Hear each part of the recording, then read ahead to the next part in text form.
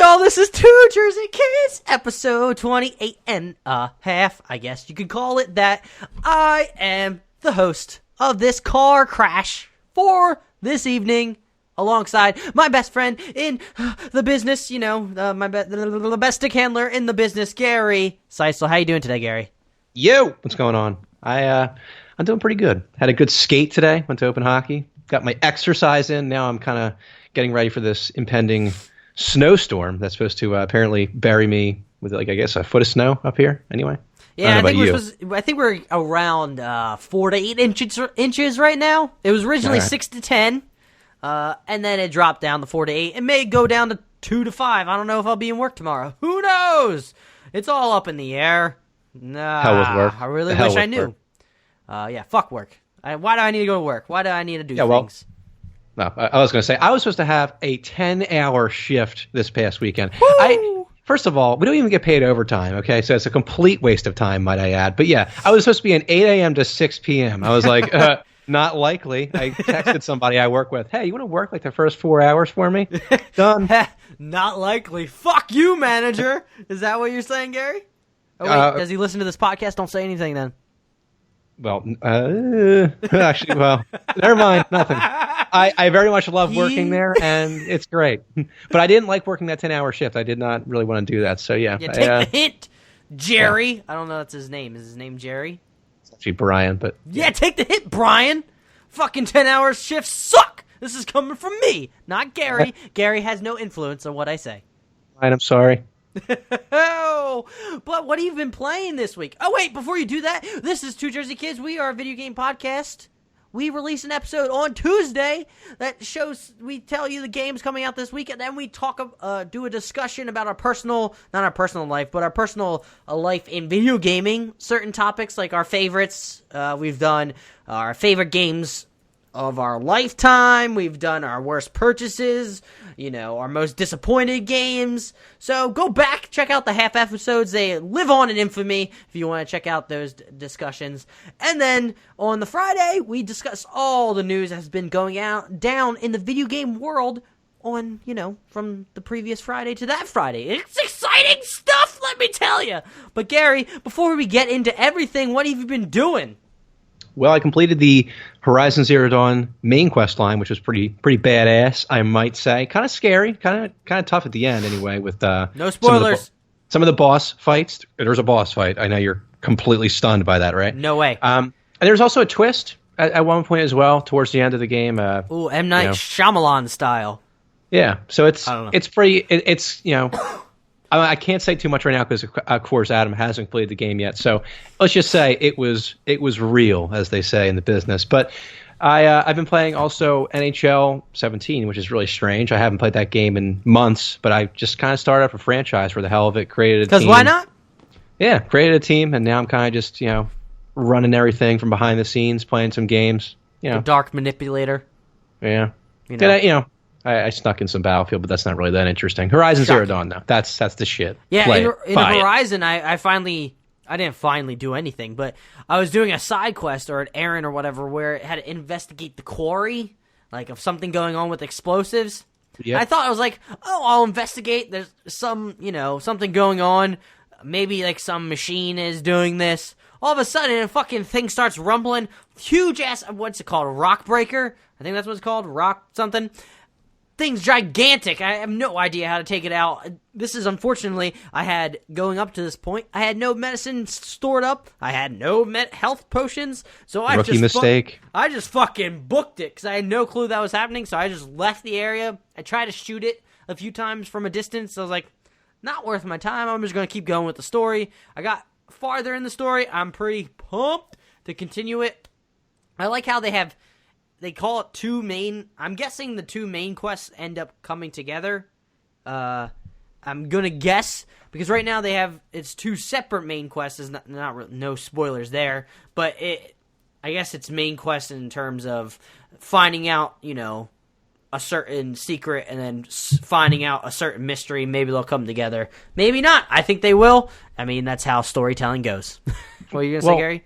One of the things I like about that game that I've personally picked up on is the fact that they, with some of the side quests or some of the like, you know how there's like the bandit camps and then the cauldrons and stuff like that you can complete. Well, I like how I don't really think I'm giving away too much by saying this, but I like how they change up. Like, you go to like your first cauldron, and it's like obviously like underground. It's like a very, basically where machines are made, and you kind of just expect, all the other cauldrons I'm going to complete are like this. But each one kind of has like a twist to it. Like, some of them have different enemies inside. Some of them are broken open, and like, they have like bandits living inside them. So it's like, I like how I kind of like how it changes up like some of the side quests that you think are just going to be the same things over and over again. It's kind of cool. Yeah. So it's not, I'm monotonous. still thinking about, one of the tweets that we saw earlier about this guy. I'm going to say he's a fucking Xbox fanboy, fucking hating on Horizon, saying that if it's just a generic Ubisoft game. I don't think so. I mean, look, I understand, like, he was saying that if you play like Far Cry or Assassin's Creed, you play this game. It has similarities. It's an open world game. If you're comparing it to Far Cry, that series, those fucking games are phenomenal. So I don't get the point of saying it's just okay. Well, he's just saying it's not original, and if it was a multi-platform game, bullshit. It's not original. It would just be that's what he's saying. And now, in my opinion, it's very original. The story is awesome. The character is distinct. Not being original is just doing. Somebody stuck on a tropical island with a bow and arrow and some guns taking out bandits. That's not fucking original, because that's Far Cry and every other fucking thing. Sorry. Well, first of all, it's like a little over hyperventilating. I'm sorry. Well, first of all, it's like, what do you expect? I mean, a lot of these games are going to look similar. Like, it's an open world game. I mean, that's very much similar to a lot of other games out there, The Witcher, or Far Cry, whatever. I mean, it's just not every game. There's no game out there anymore that's going to be unique. They're all borrowing some sort of element from each other. It's just the way that they put their own spin on it that counts. And I think Horizon did a great job with that, personally. Their world in general is just completely different than what we're used to in, open world genre, and I'm excited. I like how it's combining sci-fi and old tribal warfare. I think it's pretty awesome, but maybe I'm just a fucking Sony fanboy and suck Sony's what all the time, but I just shoot it straight, Gary. It's what I do. It's what I do. Straight shooters. Yeah. Straight shooter. Now that we're 7 minutes in, I probably should go over the games that are releasing this week for March 13th to the 19th. Starting on Tuesday, March 14th, we're starting it off with Danganronpa 1.2 Reloaded coming to PS4. I know a lot of people like the Danganronpa games. It's kind of like a investigation style where you have a killer teddy bear on the loose. Styx Shard of Darkness coming to Xbox One, PS4, and PC. You have I can't speak. I can't speak. I need to calm down and just keep reading it. Blue Collar Astronaut coming to Xbox One, PS4, PS3, and the Vita. You have Death Squared coming to PS4, Dying Reborn coming to Vita, Ikmu Splinters of the Dark Shard coming to PS4, Leave the Nest coming to PSVR, Neuro Voider coming to PS4, Cyrilim 2 coming to PS4 and the coveted Vita, and you have Trove coming to PS4, and it also has Death Squared again coming to Xbox One. I don't know why they didn't combine it. Come on. Come on! But Trove coming to PS4, I actually played that game. It's like an MMO style, kind of like Minecraft, but with tinier blocks, and you're third person, going into different dungeons, fighting like the bosses in the dungeon. It's a very cute, artsy game. Not artsy, but it's very cute in their artistic style. I really enjoyed Trove. Personally, I liked it. It's very simplistic, but yet it caught me with the grind of an MMO style. But it was very cute with the customizing your outfit and all your gear, leveling up your gear. It's kind of, hits that thing in a lot of games nowadays, like Destiny or Division, or any MMO where you're collecting gear and getting better and better, getting a higher item rating so you can go into new areas, leveling up, getting new skills. It's addictive. It's a Call of Duty. Yeah, sure. Let's go with that.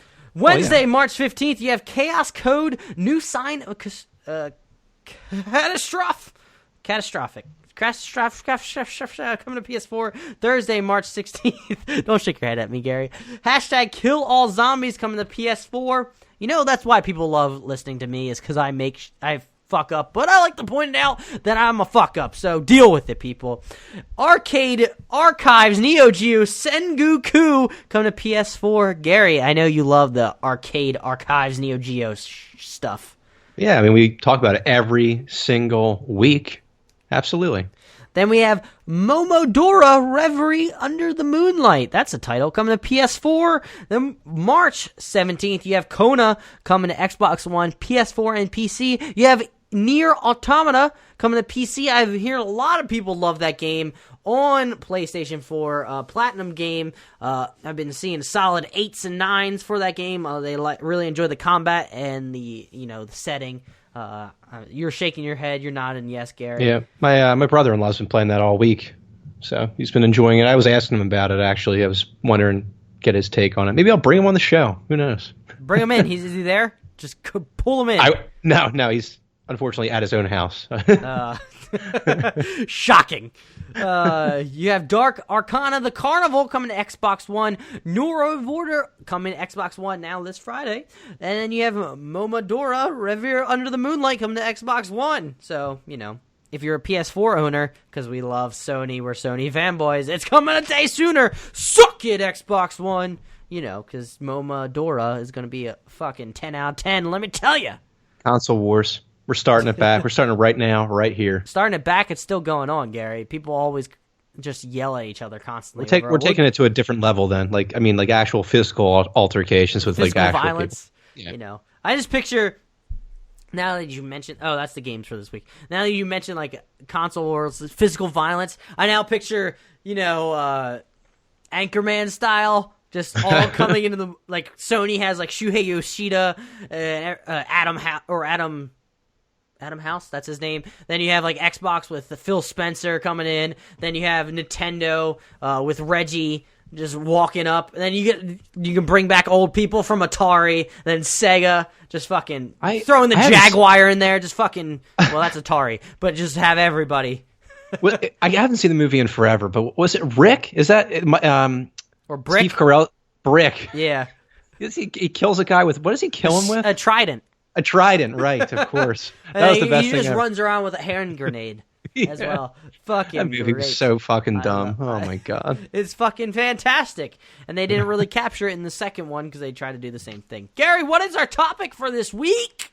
Well, it's actually, what is your favorite sports game ever? And also have today's sports games missed the mark? So basically... Oh, shit, we're doing that too? Oh, God. I gotta... Yeah. Off the cuff. Let's be honest, it shouldn't be that hard to just discuss that topic. But so basically, you want me to lead off here? Yeah, you lead off. Oh, look at that pun! Oh, damn! Gary with the sports pun. Wasn't really anticipating that, but yeah, okay. So my favorite sports game of all time was NHL 2003. So back in the day, when I got my play, always go with hockey. Damn straight. Well, I had to. I could have went with several other games, but you're probably going to touch on some of the games I also liked as well. But so, yeah, I mean, basically, NHL 2003 was a game I got with my original PlayStation 2 back in the day on Christmas Day. I think I actually got Harry Potter, one of the Harry Potter games, which was terrible, I'm pretty sure, as well. Maybe the Haunted Mansion, I think. This is all coming back to me now. Oh, God. The terrible games that our parents would buy us. But yeah, I got NHL 2003 back in the day on Christmas, and for all the faults that the game had, I still have it on my shelf. You go back and play it, and the animations are sluggish. The game doesn't really look that great anymore. The game was still ahead of its time in so many ways. I always thought that the presentation was awesome. I'm a big presentation guy. Obviously the gameplay is important, but I always loved the fact that in this game, the play would stop, and you would see the fans in the stands cheering on the team or eating popcorn, or there was also a situation where I scored a crazy breakaway goal in the last minute of the game to win, and when I scored, it actually had some sort of cutscene that it showed the fans getting. I'm trying to figure out how to describe this, but I scored this crazy goal, and then it showed a cutscene, and it showed the fans reacting to the goal, and it was just so badass. But I loved in all of these real, quote unquote, realistic sports games back in the day that we loved is how the fans always they had like certain fans in the front row kind of looked realistic and animated, and the fans in the back were just like cardboard cutouts that would just like pop up when they were supposed to be excited. I'm not sure if you remember back on like PlayStation, the original PlayStation, there was and basically any sports game you play, but the one that comes to mind for me is NHL Face-Off 2000. But the crowd wasn't even like there wasn't actually people. It was just kind of like it looked like marble almost, just like a bunch of like colors just kind of stirred together. Those are in a lot of baseball games. The people in the outfield, you hit a home run and it's just like marble, a bunch of colors together. Ball just disappears into the stands, vanishes. That's the thing that with sports games that me and you both like when it's growing. When they developing more and more with the better technology and, better engines to run these sports games, we do like the presentation. That's what we like, how they've improved so far is the presentation of, the stadium and the fans and people getting excited. Like now, I remember getting hyped the first time I saw an MLB The Show, I think it was like 2012, when you hit the ball in foul territory, the crowds would gather like they were trying to catch the ball. Yeah, that was awesome. That's the thing that, unfortunately, like NHL, that series doesn't really have the same money or like the budget that like baseball games and football and basketball have. So you don't see that kind of stuff happen. Like you don't see that type of attention to detail in hockey games, unfortunately. Go figure. The one sport that I'm passionate about and love. That's the one I get screwed out on. So it's fucking garbage. That's why. Oh yeah, it's the worst sport ever. But yeah, so getting back to my actual topic here. So I like the NHL 2003. They had like if you remember, like the creative team, they had it in MVP baseball, where you could basically design your team, your jerseys, and then also design your stadium, which is just awesome. I love doing that kind of stuff. I love being able to customize that much stuff in depth. But yeah, I mean, the game itself, playing the game was just a lot of fun. Today, which we'll get into in a couple of minutes when we actually discuss whether or not we think the sports games have missed the mark. I just feel like today that same fun factor is just kind of missing from a lot of today's sports games, and I'll discuss why in a few minutes. But Adam, do you want to actually take the wheel here and discuss your favorite game? You're such a tease, Gary. Give me a half chub. All right. Okay. You mentioned it in what you were talking about in NHL. NHL, what was it, 2003, right? You mentioned MVP baseball because you can customize the stadiums, and that's actually one of the games. And we talked about a few episodes back where highlighting this game or this week in gaming. MVP baseball 2005 with Manny Ramirez on the cover. I don't know what I remember. That was my favorite baseball game. It combined like the realism, but also the simplicity of those games before baseball games started using the fucking analog stick to hit. And using the analog stick for fucking everything. Apparently, in sports games, they decided to choose that. What were you gonna say, Gary? I never got used to that. I never used the analog sticks, even now. Like I still use the buttons, like the meters and stuff like that. I can't do the analog stick. It's too weird to me. Yeah, I don't. This may come up in the future. I don't understand why they started including the analog stick. This MVP Baseball 2005 was the first, right before they started going crazy with the quote-unquote realism, because, using an analog stick makes it real for some fucking reason, which I never understood. But I do remember MVP Baseball 2005. I keep saying the title. For the stadium customizations, how you could go in, create your own team. It made it fun playing. The game was fun, like simulating the games or going into the game and actually playing the game. It was a lot of fun, so it made the seasons go by quickly. You can create your own team, do a whole franchise things. I just remember that was one of the pivotal sports games of my childhood.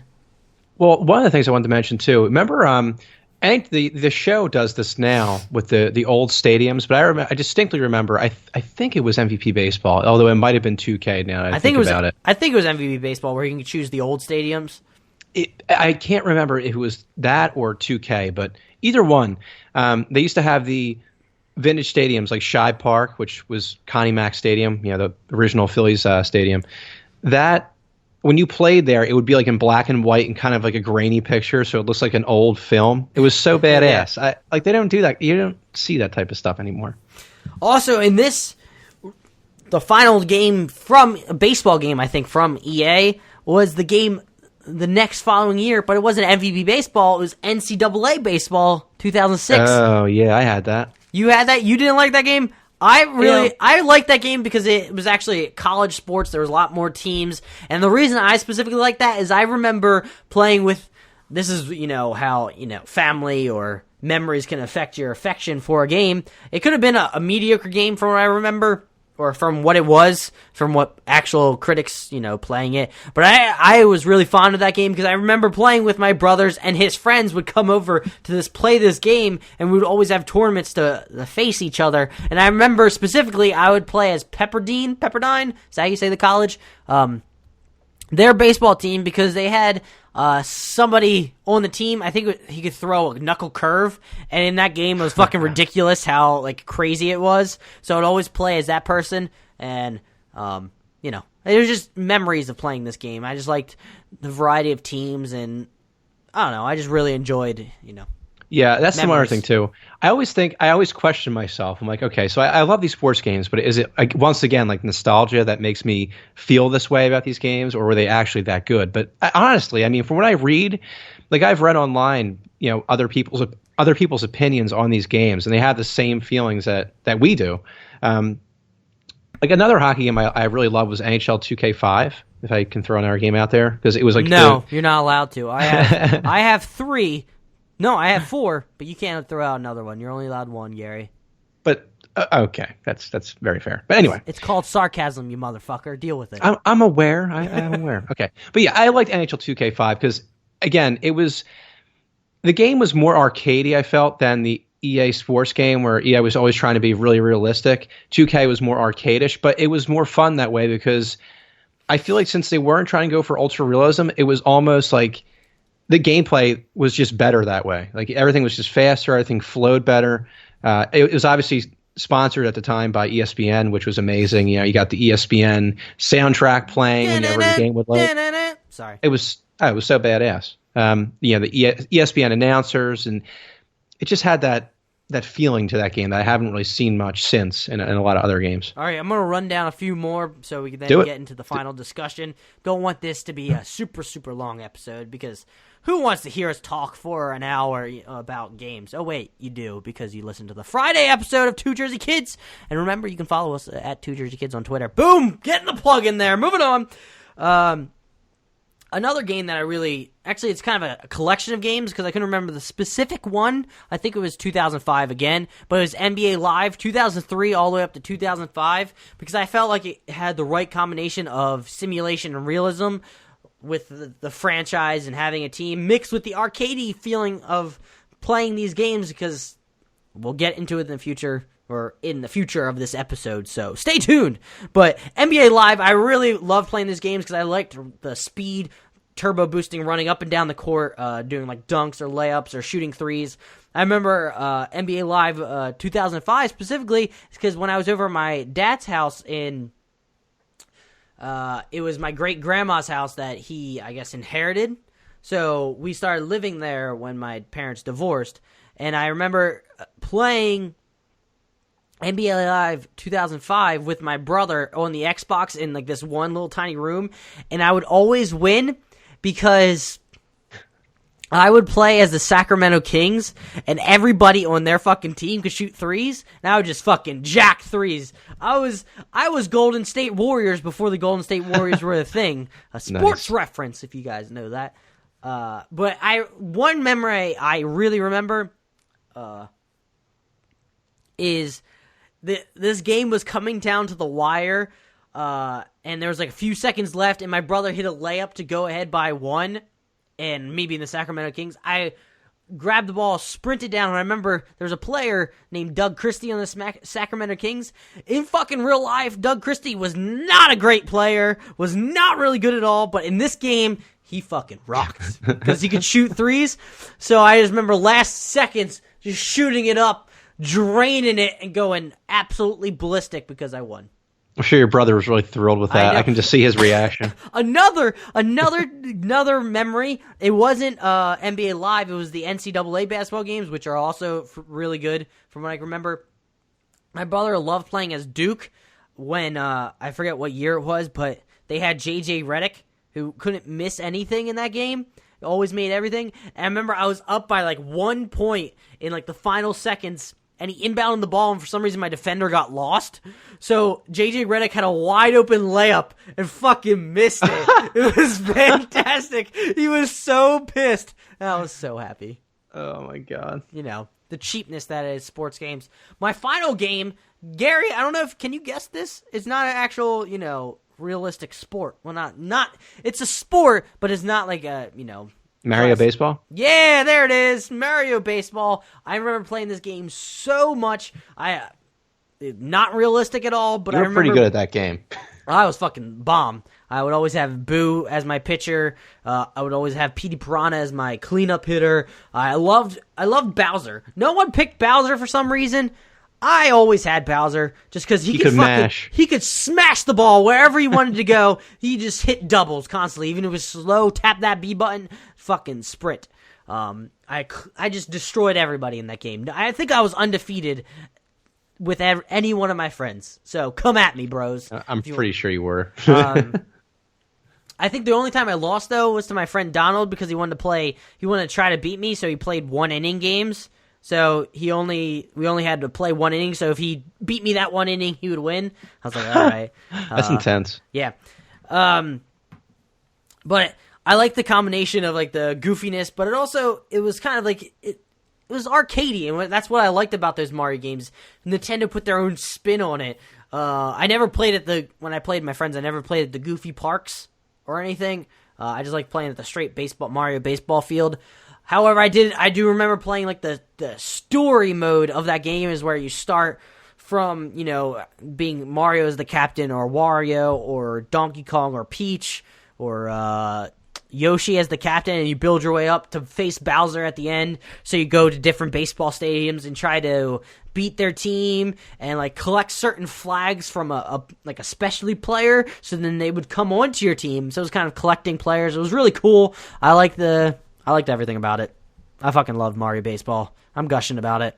One of my favorite sports games of all time, which is why I'm talking about it on episode 28 and a half of the Two Jersey Kid podcast. Gary, what's the final subject of this topic? All right, so basically we're talking about if we think that today's, you know, sports games have missed the mark, have they improved or have they regressed? And it can kind of be both in a way, in my opinion, which I'll actually go into right now. So in my opinion, I've been playing sports games now since I was a kid, since I was like 7 years old, you know, when I had like NHL Face-Off 97 on my PlayStation demo disc. I've been playing sports games. So, you know, damn.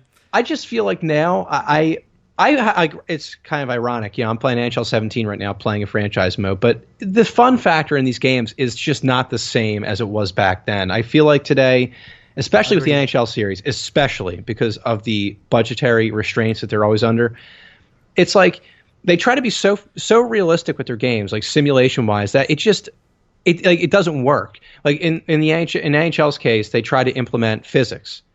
It's just not happening because the technology just isn't there yet. Especially with hockey. See, what people don't understand with hockey is that a lot of games are decided on bounces, and that means that a puck can go off a stick, a skate, a glove, a helmet, anything.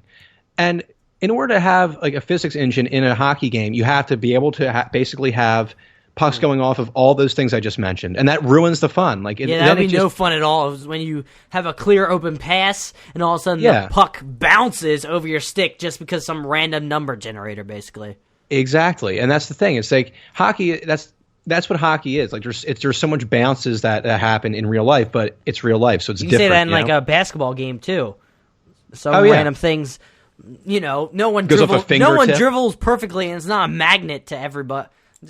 Basketball is not a magnet to a person, which is happening in all the NBA games, basically.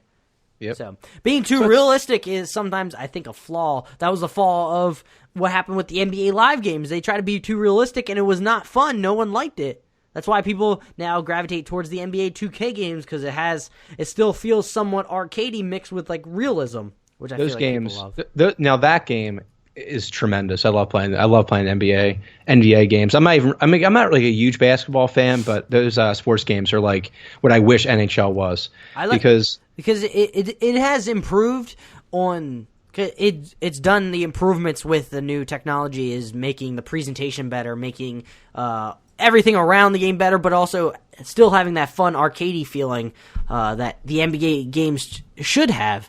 And what my point was that I was going to say is that I feel like, back in like the early 2000s, they would always have like the NHL hits, NFL Blitz, Slugfest. I don't think they had a basketball game. It was probably NBA Street they would consider it, which was awesome. I feel like those games actually do really well now because I feel like there's a market for the arcadey type, sports games. Well, that's the thing. I remember playing. You and I played this religiously for a while. Was NHL 3-on-3 Arcade, and that came out back in like 2009, I'm guessing. Yeah, that game was awesome because it was 3-on-3, small rink, huge players, and shit just went crazy in those games. Like it'd be like 10-9-5. You would play to 10 essentially, and it would just be wild the entire game. Like that's exciting, but. I feel like they're just missing the mark because video games are supposed to be fun. They don't need to be realistic. You need to have a good combination of being fun and somewhat realism, so it's just not like, that's outrageousness. That's the thing. I remember being a kid, and as the years went on, I'm like, man, I want this game to be more realistic. And you keep asking for it over and over again, and then you finally get it one day where it's like they're trying to make it as realistic as possible, and then you're like, I don't know if I like this so much anymore. I like this. I remember playing the old Madden games. I do like the Madden still, but not nearly as much as I used to. I remember the old Madden games on the Xbox and PS2. You could just like sprint, and everyone's super turbo, running fast as just constantly running fast. I remember in Madden 2002, Michael Vick was fucking superhuman in that game. He would sprint out and he could throw on the run like 50 yards downfield and have a touchdown every time. But that was the fun of that game. Everything was so fast, and it honestly felt more fluid than it does now. Does that make any sense? That's exactly what I was. That's what I wanted to say, and I couldn't figure out how to say it. See, with NHL 17, like the skating physics in that game, like I play ice hockey. I know how players move and how things work on the ice, and like sometimes some of the stuff I see in those games drives me insane. It's like that would never happen. Like. Some of the shit that the computer players pull off, it's just mind blowing to me. I'm like, okay. Today, I had a guy take a slap shot from the blue line. Okay, I hope people understand what I'm saying that aren't hockey fans. I'm sorry. From far away. Takes a slap shot from far away. Okay, this guy reaches a stick out to the side of him, mind you, but on the side of the net and deflects it in top shelf. Unbelievable, dude. I was so pissed off. I'm like, what is this? Like, this doesn't. That would never happen in real life, and that's the thing. They try to implement these realistic things, but it doesn't. It backfires because the technology just isn't there to make it work right. That's what drives me crazy. Yeah, and you're right. It just going towards simulation now. It feels more. All the games feel more clunky. It doesn't feel as smooth. So in Madden, when they're trying to simulate like a running back, like speeding up to hit a hole, it doesn't feel smooth. They feel like they're going slow. They're not running fast anymore. That was the fun of playing those old Madden games because everybody hits when they get the ball. They're running as fast as they fucking can, and they sprint through that hole. That's what makes it fun. That made it fun in the NBA games, is when you had the ball, you can sprint and have turbo and not be worried about losing the ball in some random, fucking, or like speeding into somebody. I don't know. It just, it felt more. That's the thing too. With it being the arcade, it felt more fluid with, it didn't have to be realistic, so to speak. It just felt like a better game to play, and I'm always about that gameplay, Yeah, I mean, it's like, with football and hockey for that matter, like, with football, you're like back in the more arcadish days, I guess you could say, guys could throw like really far, throw really fast, and like guys could, whenever anyone like would tackle someone, it would be a big hit. It wouldn't be like, quote unquote realistic, where, it's not like always like this gigantic collision, but it's just unfortunate. I don't know. I'm just getting old, guys. We're just grumpy old men, even though we're 23. You're just grumpy about past days where we could play goofy sports games. Back in my day. That's why I'm actually excited for that Mutants Kickstarter football league. That game looked like NFL Streets. I'm fucking sold on that game. I just want a goofy arcade-style game. So, yeah, check that out on Kickstarter. We talked about it a few episodes back. But, Gary, you have anything to say before I wrap it up on this fantastic sports discussion? Because everybody, that loves video games obviously loves sports. It's a combination of the two. I'm just kidding. I know a lot of people that like video games don't like sports. It's everybody's different. I actually do have something to say. I need somebody that's listening to this damn podcast right now. I need you to come up with a damn topic for me, because I am losing my mind every week trying to think of topics for this podcast, for this episode. Please, somebody tweet me at RealScavenger18 or at 2JerseyKids and say, I want you guys to talk about this video game related topic. Please, someone do it. Please, before Gary loses his absolute mind. Even though, shockingly, he hasn't done it yet with me. It's remarkable, frankly. It's getting close, I can tell. But this has been episode 28.5 of Two Jersey Kids. We love and appreciate you guys so much. And if you love and appreciate us for doing, this fucking crapshoot car crash thing that is the podcast, please go follow us on Twitter at Two Jersey Kids, to hear us discuss. Follow Gary at RealScavenger18. Follow me at Adam J. Buckingham. Very straightforward. I don't have a goofy Twitter handle like Gary. Just kidding, Gary. I know it's your PSN. Yeah, man. And please, if you are a new listener and you like hearing us for some reason, please share us with your friends. And also, please go rate us. Please rate us on iTunes or whatever podcast app service that you use. If you use Stitcher, we're there. If you use TuneIn, we're there. If you use Google Play, we're there. If you use Podcast Addict, we're there. If you use whatever fucking podcast service, I guarantee you we are there, like Overcast. Pretty good podcast app. I use it. Not sort of a plug for a product that I use. Go check it out. But this has been Two Jersey Kids. Gary, say bye. Adios. All right, guys. Keep playing these games. We'll see you on Friday. Bye.